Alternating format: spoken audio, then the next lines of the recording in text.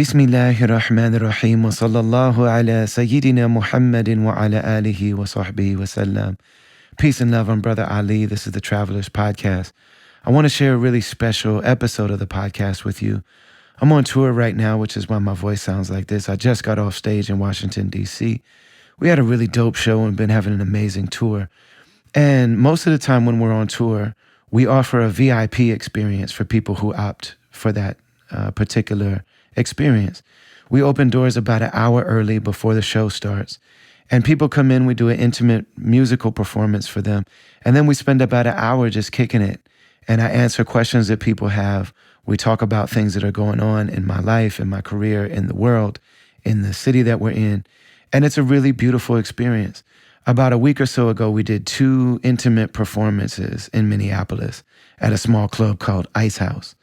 And so it's only about 300 tickets. We did 2 shows. They sold out almost immediately.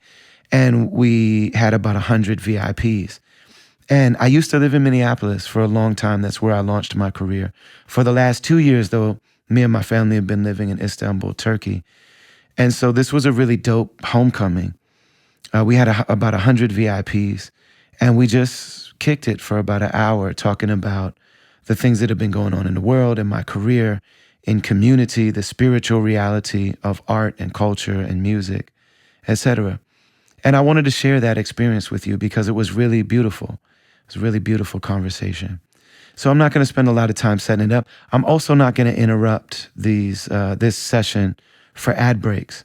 But we're sponsored, as always, by the Zakat Foundation. I'm really honored and grateful to be in partnership with them. Go to Zakat US on social media, follow all the stuff that they do, or go to zakatfoundation.org and find ways to get down with them because it's a beautiful organization. They help people all over the world, and it's a really dope, really creative organization that I'm happy to be in partnership with. We're also sponsored this week by BetterHelp, and we receive a commission when you use our link to sign up with them. We're big proponents of therapy, and we believe that everybody deserves access to licensed, qualified therapists. And that's what BetterHelp does. If you go to BetterHelp, BETTER, help, HELP.com/travelers, you'll be taken to an online questionnaire that will help you determine what it is that might bring you to therapy.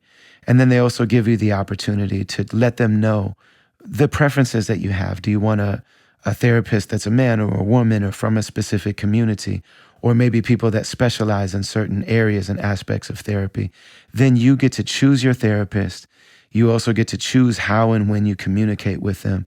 And if at any time you feel like this might not be the perfect fit, you just change therapists without any questions asked.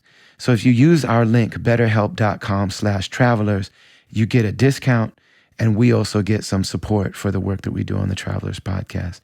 So thank you so much for listening, and enjoy this episode of the Travelers Podcast recorded live in Minneapolis. 1, 2, 1, 2. How's everybody doing? Peace and love. Thank you so much for being here. We appreciate you. Did they tell you guys to go upstairs, or is he just doing that? Albinism is not contagious. We went upstairs, and I walked in the green room, and there's no bright lights in the green room. The green room is the backstage area. And in most places, just like this one, it's really just a closet that we get to hang out in, but we all sit there because you're not allowed to go there. So we just sit there because of the fact that we get some privacy, and we don't have to be on when we're up there. But most of the time you walk in there and it's a closet and it just feels horrible. You sit in there with a bunch of boxes of straws and napkins and things like that. And you realize, like, as a performer, I'm not much different than this box of straws. On a certain level. You know, in a way it can feel like, man, I'm just one of the accessories for getting people in here to drink. But I walked upstairs, and there's a red light bulb in the light. And I know, because he's my friend, and I'm flexing a little bit by saying that that's what Dave Chappelle does. And so my man, Mike Madsen, Bump Opera, came in and said, this red light is in here because of the fact that Dave Chappelle played here, and he asked for the red light in the backstage room. And so they just left it because of the legacy of the great Dave Chappelle. You know what I'm saying? Yeah. So if you have something you want to say, don't raise your hand because I'm legally blind, I can't see you. And it doesn't have to be only questions. It could be you're free to correct me or challenge me on something or add on to something that I've said. Or, you can't rap. Nobody raps but me. I'm the only rapper here, and that's just how it is. For today. Because that's what it says on the ticket. So what do I want to ask? I have a deep history with you, even though you don't know who I am, and our history is, I feel you through the music, man. And thank you. You also, during Ramadan, showed up at my house. Then it was 4033 Elliott. It was, my dad had brought you in. He was a Senegalese Association of America. He started that. For some reason, you were there, right? Because I'm Muslim and it was time to eat. No, but you were speaking. Oh, yeah. Yeah. Because anywhere I am, you were the imam. Yeah, you were talking. You were speaking, man. In the circle and, on a pedestal and things like that. But to me, you're a top 10 all time. Thank you. Hip-hop artist. Thank you. You can deny it. You can I don't. push to the side. I don't. You can elevate some black artists if you want to. You might be top 5. So you might be right. You're there with me. You're there with me. So how do you, in your absence, right? How do you capture the things that the moods that you've set over the course of the last 20 years plus, and continue to rile up the people and be that source of light from a distant proxy? Mm-hmm. How do you where you at? How you doing? Man, I appreciate all of what you said, and I remember that day that you're talking about. Believe it or not, I do remember. In terms of how I'm doing, I am broken and hopeful at the same time, which is it's a good place to be for an artist, probably. But it's both. You know what I mean? Broken and hopeful. And being broken is good, especially because we're here temporarily. From Allah we come, to Allah we return. And while we're here, the Creator has complete right to do with us whatever He sees fit. And it's all good. All of it is good. Even pain is good. Even sadness is good. And it's good to not feel entitled to the things that we've been given. I know somebody that I helped this person convert to Islam, and they're losing their vision. And every day they say, why would God do this to me? And I know they've never thought about the fact that I don't have their vision and have never had it. And at some point, they said, I think this is really bringing me closer to God. And I'm just like, yeah, like that's really what it's all about. So for me, I'm struggling like everybody else. Yeah, just like everybody else, I'm struggling. This is a very strange, difficult time to be alive. We all are like sperms trying to find an egg, and the environment is hostile. This environment is trying to kill us. It's trying to kill our bodies. I go to Turkey for a couple months, I lose hella weight. I come back to America, I'm fat and my joints hurt. You can't understand what a thing is until you get out of it. And the feeling of isolation in this culture is like so deep. This is a deeply isolating place. I'm a public crier. And if I cry, everybody gets really uncomfortable, except for Courtney, because she's outdoing everybody and everything. Courtney's ass is so extra. If I cry a little bit, she got to go to 10. I did 2, you got to go to 10. Okay. No, I just mess up. That's my friend. If a person were to cry in public, which I do a lot, most people apologize for doing that. That's weird. It's just a very fragmented culture. because it's born in stealing native people's land after being welcomed and being, I don't want to be welcomed. I don't want to share it with you. In no way do I mean to be pretentious or anything like that. You know what I'm saying? I'm from this place. I moved here when I was 14, but this is the only place that's ever been home to me. You know what I'm saying? Before then, I moved all the time, and I became this person here. So this is my home. And for me to say something about it is like, I'm allowed to say that. I'm also allowed to say, it's weird. It's a weird place. And even when I was supposed to be the guy, I had this feeling, some of these people are elevating me because it makes them feel better, and they're really bragging without saying it about themselves. That's a Scandinavian thing. I'll never brag about myself because that's for New Yorkers to do. New York, they do, that's for rappers and basketball players. I would never. But our community is the greatest community that ever was a community. You know what I'm saying? Our artists are the best, and everybody who sit in the current, tell us about the great diversity of the Twin Cities music scene. I said, you have been fronting on Mint Condition for 25 years. Mint Condition can go to DC and sell out an arena. But because it's black, Mint Condition has made some of the great classic records of all time. But because it's a black band, and because you don't have a single white person in this city that can play like Stokely and like those guys, they don't get the love. How often are you playing Mint Condition on the current? We'll be right back after so-and-so, so-and-so. Brother Ali will be at First Avenue. So I always had this feeling. But I used to, every time I go outside my house, feel like somebody's probably going to recognize me. It's probably going to be for something good. You know what I mean? So for this weird cancel culture, accountability culture, and all this, whatever you want to call it, for that thing to happen and just to be in a city where I'm like, I don't know. I don't know. Is a good thing, and it's also really strange. It's really strange. You asked me some other stuff. How do you be the source of people's joy? Because I'm not the source. I'm a channel. I'm a conductor. I'm a custodian. Allah is the source. I'm not the source. So that makes it really amazing, a really amazing responsibility, and also easy as hell at the same time. And when you say that I'm great, I'll take it, because I don't know. I didn't create myself. So maybe I'm one of the greatest. Yes. I'm definitely the greatest Brother Ali, you know. You know what I'm saying? I don't know that. I was just talking to my friend about this, because he was like, man, I get imposter syndrome sometimes. He's like, I'm sure you know what that's like. I'm like, no, I don't.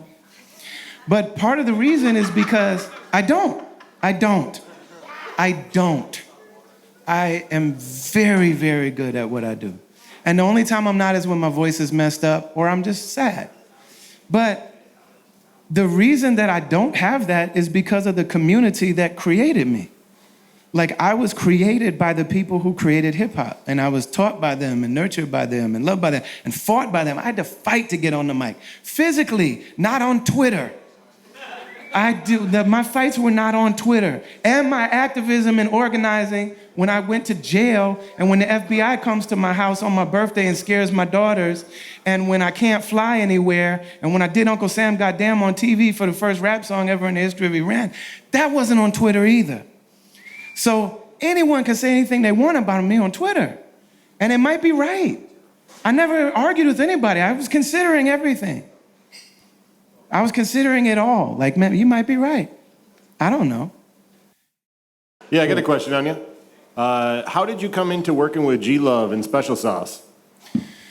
There's a whole genre of reggae music that have no black people in it at all.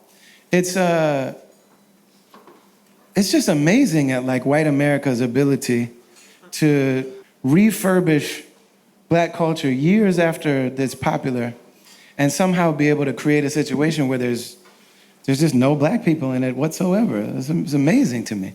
And there's this whole genre of reggae artists that are like that. It's called Cali Roots Reggae, and which is interesting. And I have a policy where I go everywhere I'm invited. And I come and I be me, and I have my message, and we've been invited to play those festivals and things like that, more and more and more.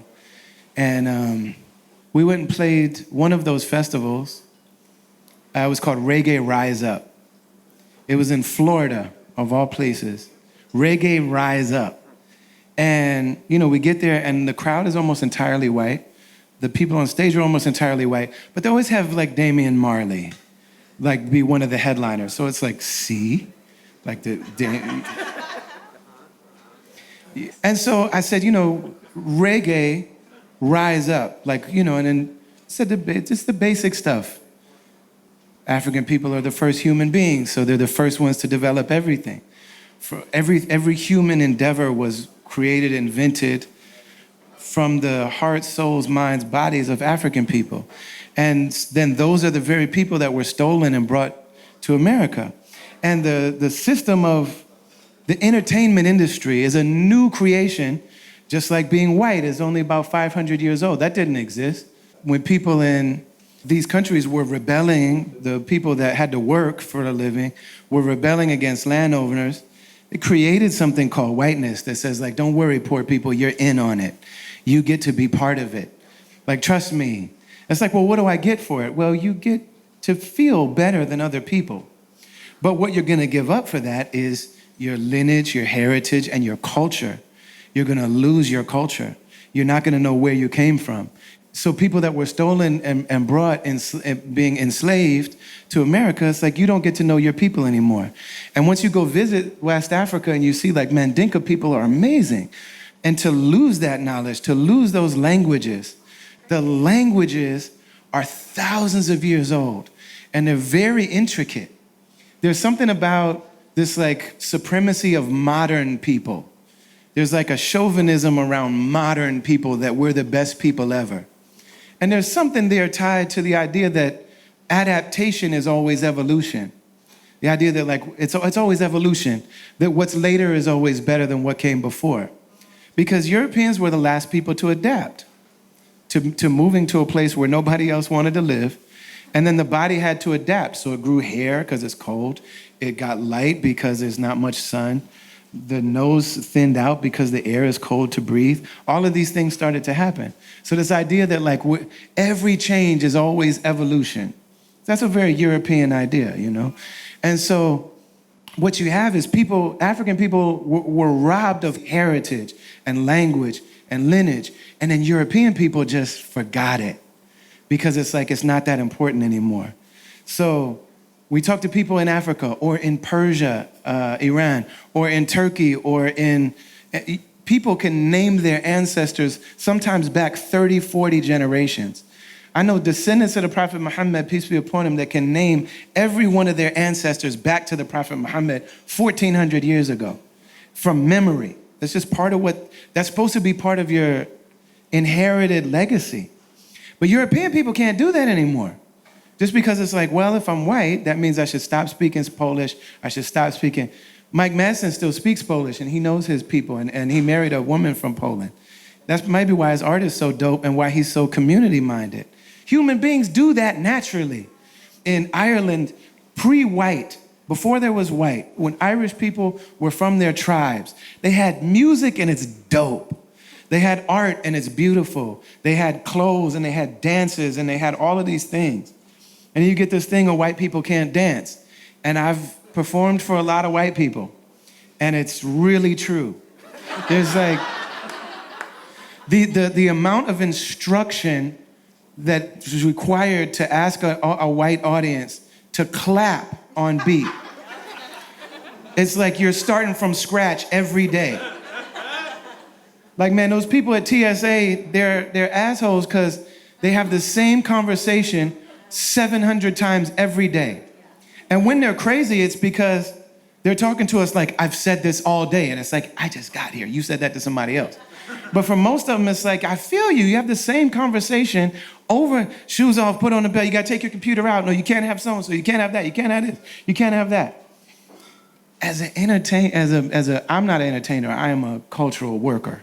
As a cultural worker, trying to have a room full of mostly European American people clap to a beat. You're starting from scratch. You're teaching the alphabet. 1, 2, 3, 4. Wait and clap and wait and clap and wait. It's like every day. As time goes on, certain stereotypes get less and less reliable. But there's two that remain. One of them is temperature. The other one is moving the body rhythmically. Eddie Murphy said, white people, do you dance to the words? What's happening? And it's like, man, but white people, you can make fun of river dance if you want to, because maybe that's like the mall karate version of what that used to originally be. But there was culture. There was culture until this thing happened. So this is all about G Love and Spanish. I know where I'm going. No, yeah. So this entertainment industry thing that we have is not culture. We have culture that feeds it, but the entertainment industry is an extension of slavery. Because losing culture and then having people come who inherently created culture, created singing, created drumming, created instruments, created stories, created language, created talking, created walking, created, like the first to have sex. All the human stuff is first, including science, including astronomy, including mathematics, including all the things, including philosophy, including all of it. Nothing's left out, except for, dating apps and what I'm saying? But even that, why do those apps work? Who cares about TikTok? It's because of all those dances. You know what I'm saying? Why does anybody want to be on any of these apps? It's because of all the life that Black people put into all of these things. So you have an industry around that stuff that's based on the idea that okay, maybe we don't own you anymore, but we have first right to sell and buy everything that comes out of you. You know what I'm saying? So you got these industries that do this over and over and over and over again. And one of the real evolutions that happened is that damn Eminem. Real evolution. Elvis got on stage and won all the awards, was like, thank you very much, and just went home. And it drove him crazy. Eminem, when he won his first Grammy, he stood on stage and he pulled out a list because he knew that white America had never heard multi-syllable rapping. They didn't let an intricate rapper get on the radio until he came along. You can bust a move, parents just don't understand, but Rakim is not gonna be on the radio. You know what I'm saying? And so Eminem was the first time that they did it, and he knew that all these people are like, this guy has elevated the art form. So he pulled out a paper and he read a list of names. Cool G Rap. He went Lakim Shabazz. He went down all these people that a lot of hip hop enthusiasts don't even know. And he was comfortable doing that because he was really raised in the culture. Now he had a do-rag on when he did it, but you can't expect everything to be right away. There was a do-rag. And I remember somebody saying man, you could leave that thing on all day, there'll be no waves. You're not gonna get any waves. So I'm at Reggae Rise Up, and I said a shorter version of what I just said now, because it was not my own VIP thing. And what was deep though is that the people on stage are white, the people in the audience are white, but the stage hands are Black. The people that are lifting everything and doing all the heavy work. And so I said, what is reggae and what is reggae rising up against? You know what I'm saying? And I said, this can either just be a big cultural appropriation thing, it can just be a clown festival, or this can be an actual reggae rise up. And that depends on you and crickets. And some people left, right, Drew? Some people were just like, I'm gonna see what's going on the other stage. And they just were like,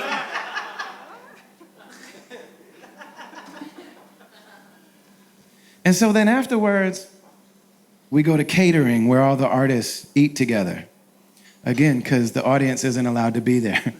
So we go to catering, And everyone is coming to me and they're just like, hey man, just really want to thank you. Just really want to thank you for what you said.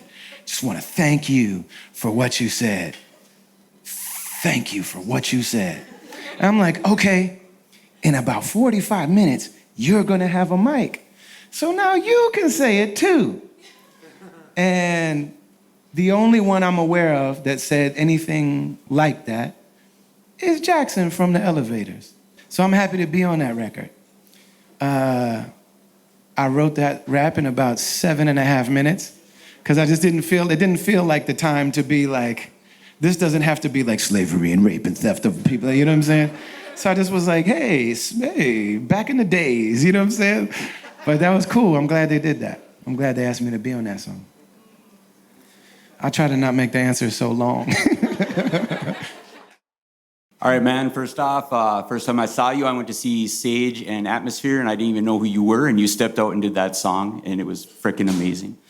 So my question is, I know you've done stuff with Big Mike and Freeway and Chuck D, and like you're one step away from Jay-Z, and so what keeps this underground shit from going more mainstream? Like what's the wall there? Like these guys know you, and we know they know you, and we know these people can make it happen, but they don't make it happen. Like, what do you think? Why do you think that is? Which people could make what happen? Well, like say Jay-Z, or Jay-Z could do what? Do more to put up underground stuff. So do you know that Jay-Z is behind Rhapsody and J. Cole? I did know that. Yeah. So, and I mean, that's a really important point that you're bringing up for a lot of reasons. Why are there a lot of amazingly talented people that have a lot to offer, but there's such a huge spectrum of how far it goes? That's the first question. The second question is there another artist that could change that for another artist? Could a bigger artist change that for me? So if Jay-Z put me on a record or promoted me or did whatever, could he change that? First, I'm gonna say no. Now, would it help me? Yeah, it would help me. Would it make me cross over? Would I become a mainstream thing? I don't think so.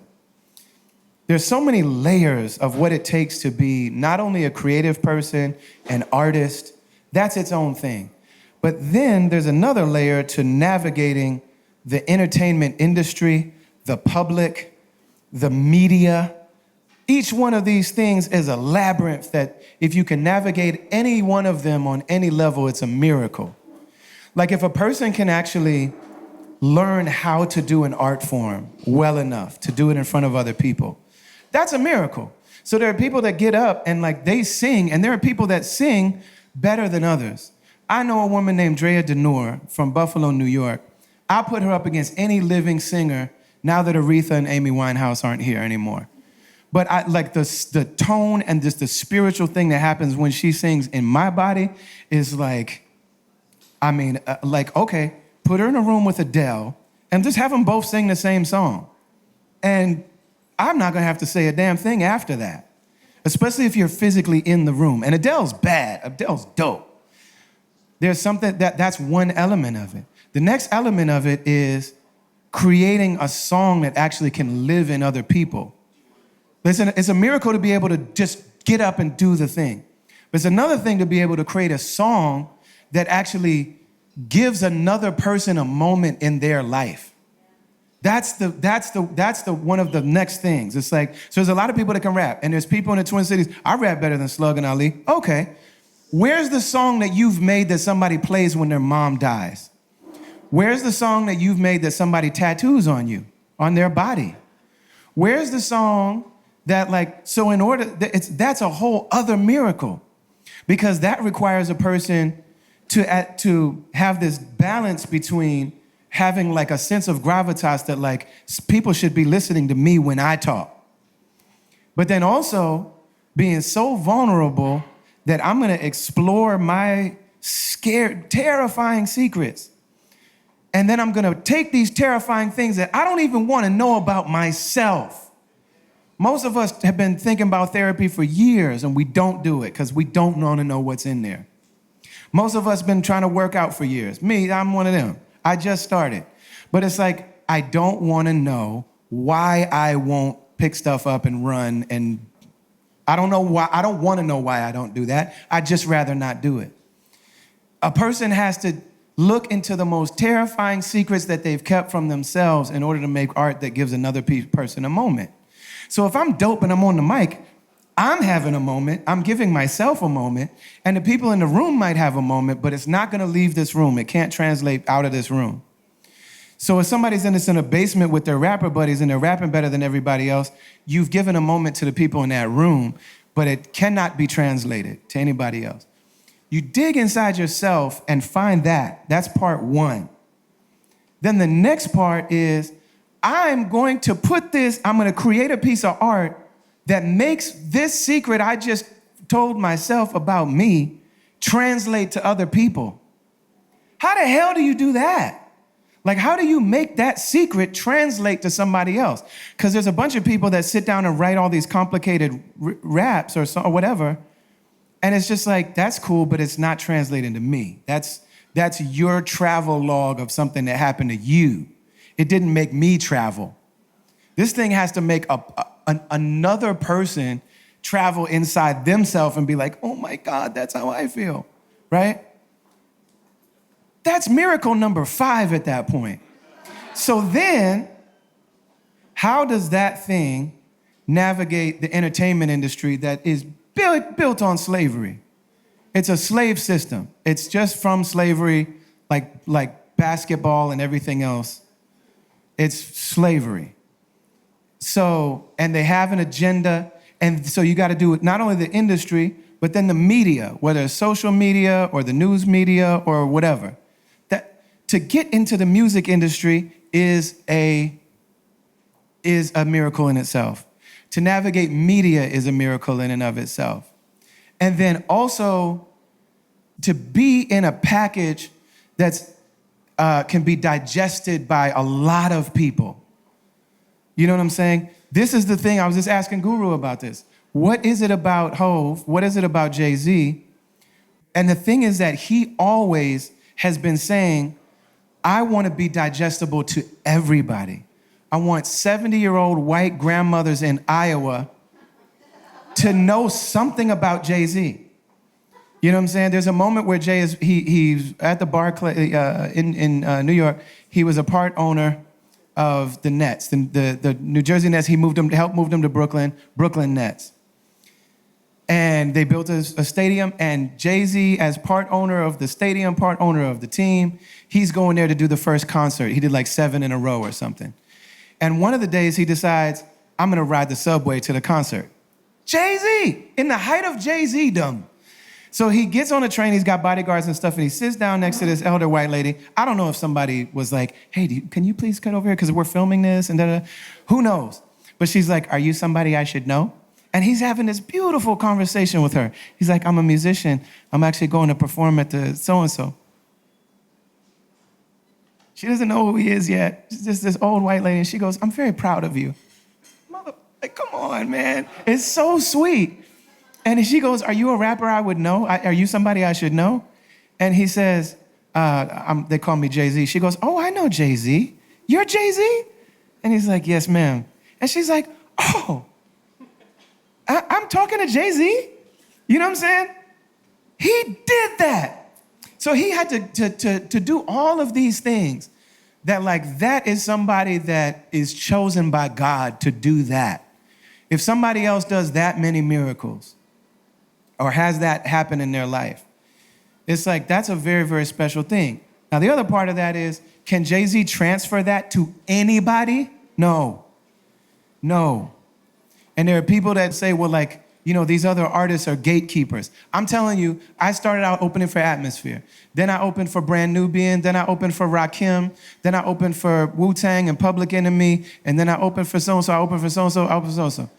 They had a bunch of other artists that fit their brand a lot better than me. They all say, when you walk on a stage, you change the room. It's different with you. You know what I'm saying?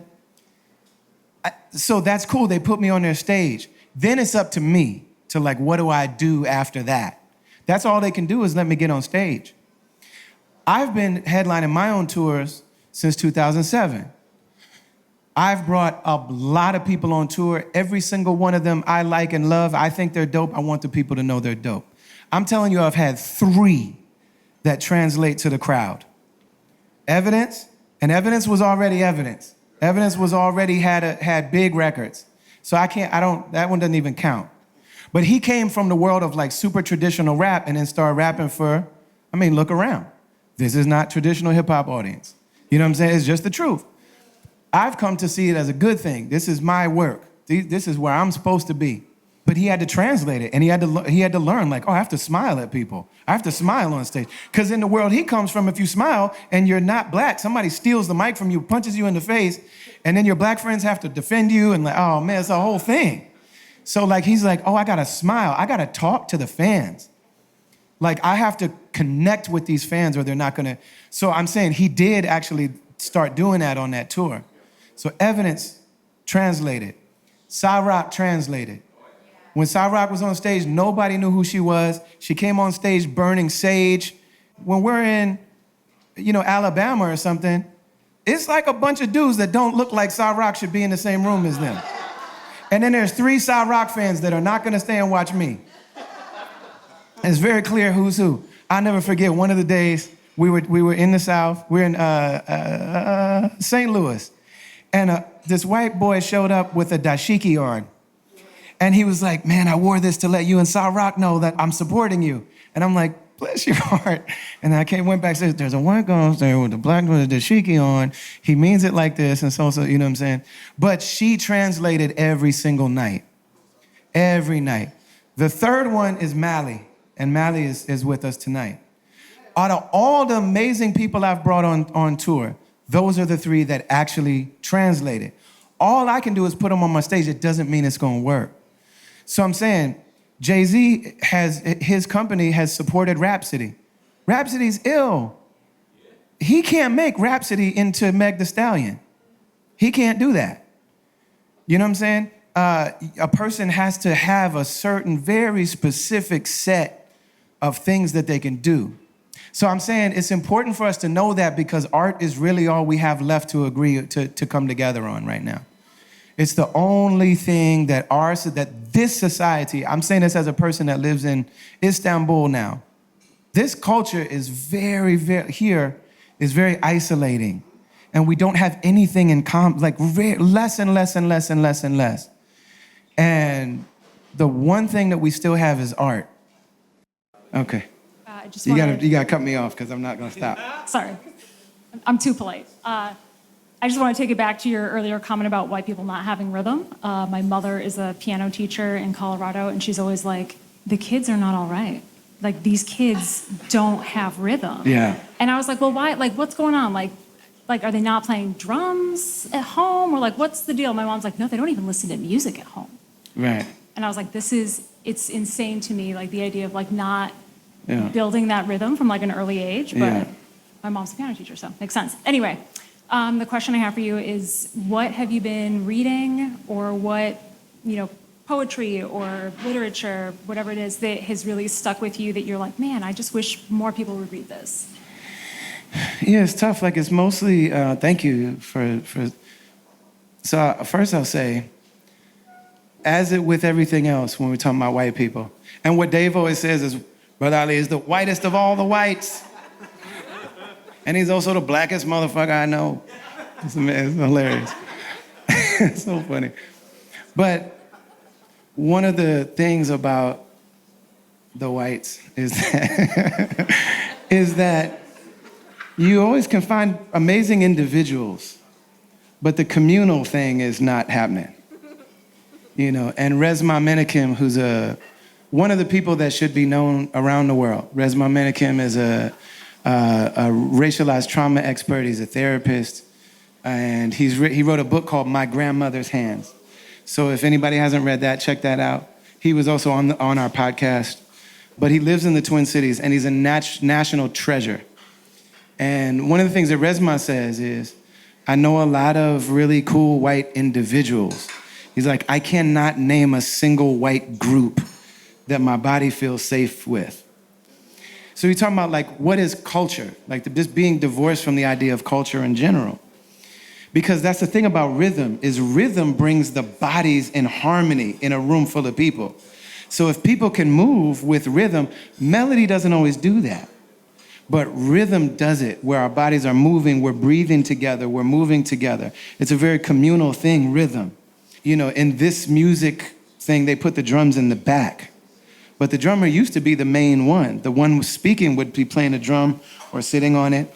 What Resma says is that, and he's right, is that to even understand what culture is about, the Ku Klux Klan has songs that they sing that matter to them.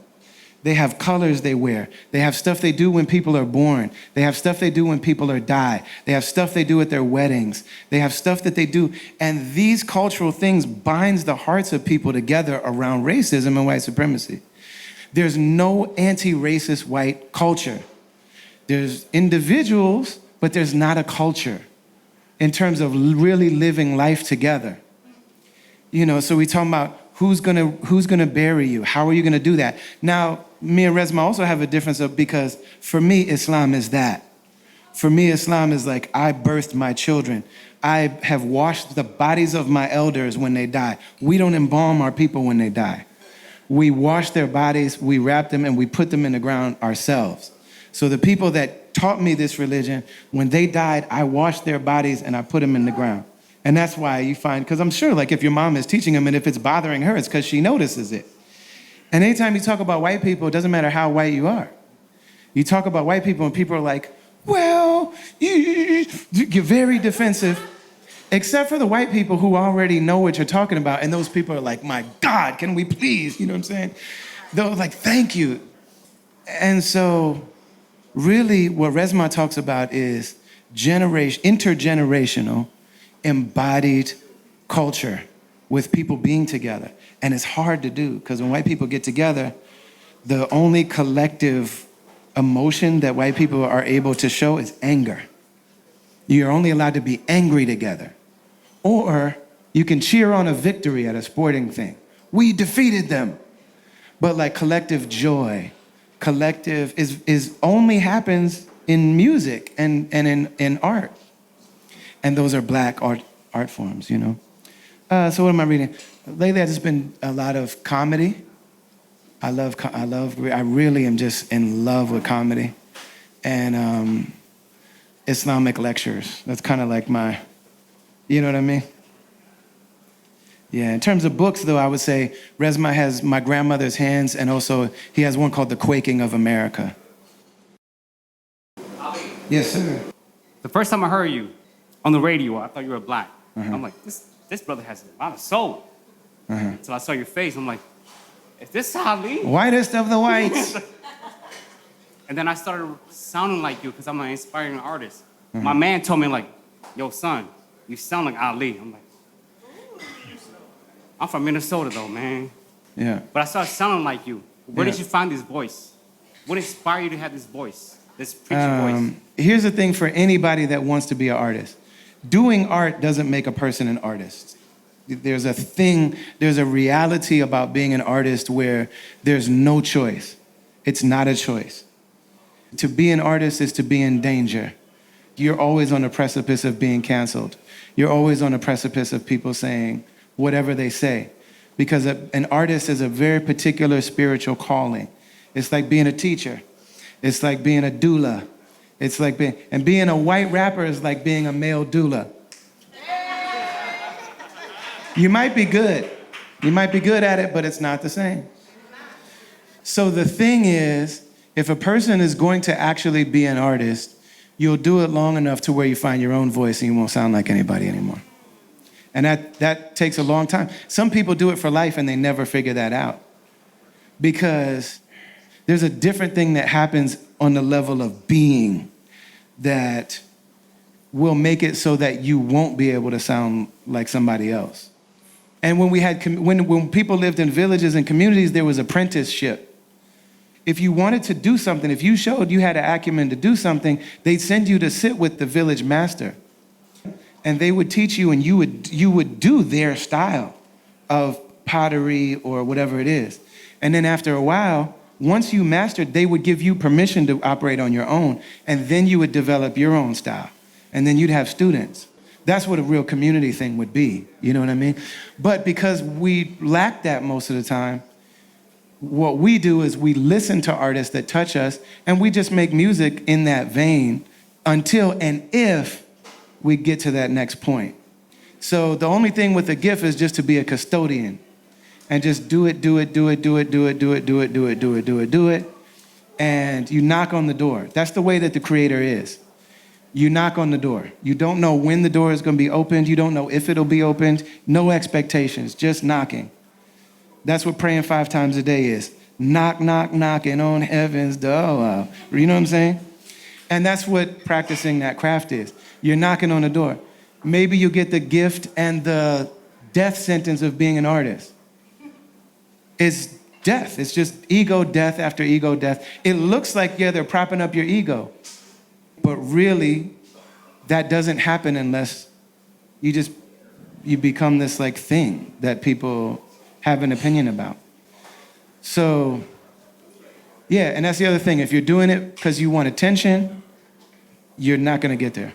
If you're doing it because you want money, it's not gonna happen for you. You might get a little burst of energy if you get the right opportunity, but you're not gonna last. The only thing is if you do it for the love of doing it because something inside you has to do it. And that's really what it comes down to, yeah. And you have my sympathy if that happens. We can do one more quick one. I know Drew's not happy about it, but yeah, you guys stop making the answers so long. No, I'm just joking. You guys are making the answers so good. All right. Ask me something dumb. Go. I got you. Just thanks for making music and such. Your podcast is really cool. I specifically liked your episode with Vinny Paz. But so you're like an underground rapper. We could agree on that. But is there? Well, yeah. But is there like a rap artist that you really mess with that we wouldn't expect you to mess with? Like, are you a big Drake fan?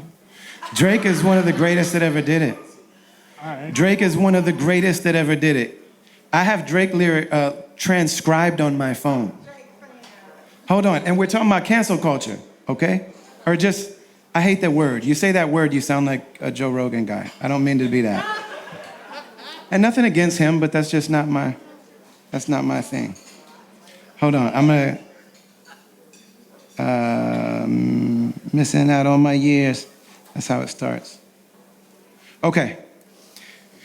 Drake had a son, and he made a hint about it in his music. I only love my mom and my bed, I'm sorry. My bed is the name of his kid, his son. Pusha T dissed him, and he said, you've been hiding your son. These are Drake's lyrics, okay, that I listened to and transcribed in the Notes app on my phone because of how dope they are. Okay, I'm albino, so I'm partially blind, so I might read weird. Missing out on my years. There's been times when I wish I was back when I wished I was here. Alone, bow, yes. Anybody that's that journey I'm talking about, the part that you're in now is funner than what you're looking at. That's the funnest part. That's the funnest part. When you're just with your friends like, I don't know how we're gonna do it, but we're gonna do something. You know what I'm saying? When you're in the basement with your friends, it's the fun part. Missing out on my days, scrolling through life and fishing for praise. Opinions from total strangers take me out of my ways. I try to see who's there on the other side. Most time it's just somebody that's underage and probably alone and afraid, lashing out so that someone else can feel their pain. I always hear people complain about the place that they live, that all the people there are fake and they got nothing to give, because they've been staring at somebody else's version of shit that makes another city seem more exciting than it is. I knew a girl whose one goal was to visit Rome. Then she finally got to Rome, and all she did was take pictures for people back home. I know another girl that's crying out for help, but her last caption is, leave me alone. What? Dude, this is amazing. This is incredible. I wish I could have written this, okay? I know a girl who's happily married till she puts down her phone. I don't know why he's making all these girls. You know what I'm saying? Why they all gotta be girls? Like dudes don't lie on Instagram. He makes them all girls, whatever. Nobody's 100% except for the Prophet Muhammad in my eyes. All right. I know a girl that saves pictures from places she's flown so she can post them later and make it look like she's still on the go. Look at the way we live. I wasn't hiding my kid from the world. I was hiding the world from my kid. From empty souls who just wake up and look to debate. Until you're staring at your seed, you could never relate. Breaking news in my life, I don't run to the blogs. The only ones I can tell are the ones I can call. They always ask, why let the story run if it's false? You know, a wise man once said, nothing at all. Dude, that's the last 2 years of my life. That's the last 2 years of my life. And Drake's, whatever you want to say about Drake, like he wrote that. Rakim didn't write it. Pharoah Monch didn't write it. Drake wrote that. I know that. I know what you're talking about. Drake Aubrey Graham wrote these lyrics. You have to have lived it. You have to have lived it. A ghostwriter can't write this. Drake wrote 90% of the music he made. I also work with Jake One, who works with Jake. And I know a lot of people that work with Drake. You know what I'm saying? Drake wrote most of his stuff. He also has a team of writers. I'm saying most of our favorite MCs didn't write every word that they ever said. It's this weird thing that we have now where like he's got a ghostwriter. That's a whole other conversation. You have to have lived this to have written this. Drake's got a bunch of music that don't do it for me. That doesn't do it for me. But I can acknowledge that this guy, and he's a great performer. I saw him at the Target Center make it look like Ice House. Make it feel like Ice House. Like he's talking in low tones and he's like walking and talking to people. And I'm like, dude, it feels like an intimate show. Ghostwriters can't do that. Ghostwriters, if it was as easy as getting a ghostwriter, everybody would have a ghostwriter and have 170 hits like that man has. It's not that easy. You know what I'm saying? But the fact that that guy wrote this, it's like on a human level, it's like, man, there's a human being inside and there's an artist inside him that's driving all that stuff. Even if it's weird, there is an artist heart in there that's gotta be an artist. You know what I'm saying? So I'm glad you asked that. Yeah. Listen,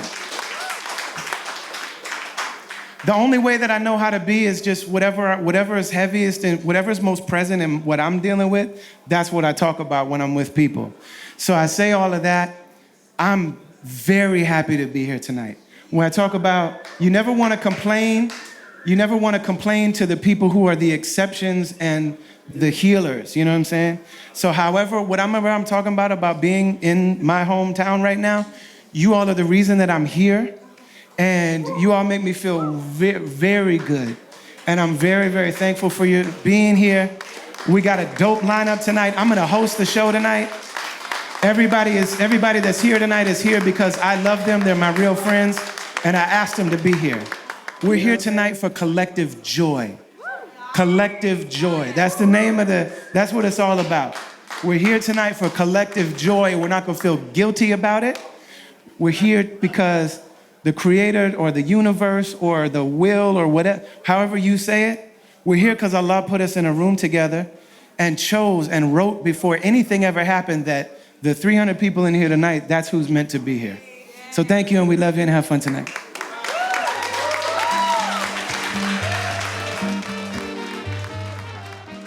Thank you so much for listening to this episode of the podcast. Make sure to like and share and subscribe and comment and rate and all that good stuff. It really does help the podcast reach more people, and that's what we're here to do, to create and to foster communication and connection between people. So all of that means a lot to us. We're brought to you by the Zakat Foundation. Make sure to follow them, check them out online. They do amazing work around the world, so look into it and find ways that you can contribute, participate, get down with that incredible work. We're also brought to you by betterhelp.com/travelers. When you use that link, you'll have access to their huge network of licensed and qualified therapists. It'll take you directly to the questionnaire so that you can find a way for you to get down with therapy and just have access to that. You'll get a discount for using that link, betterhelp.com/travelers. And also they support the show when you do that.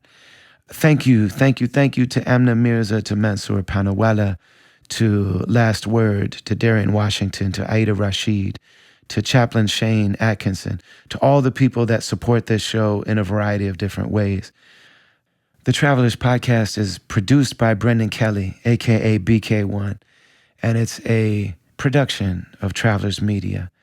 Much love to you all. Assalamu alaikum wa rahmatullahi wa barakatuh.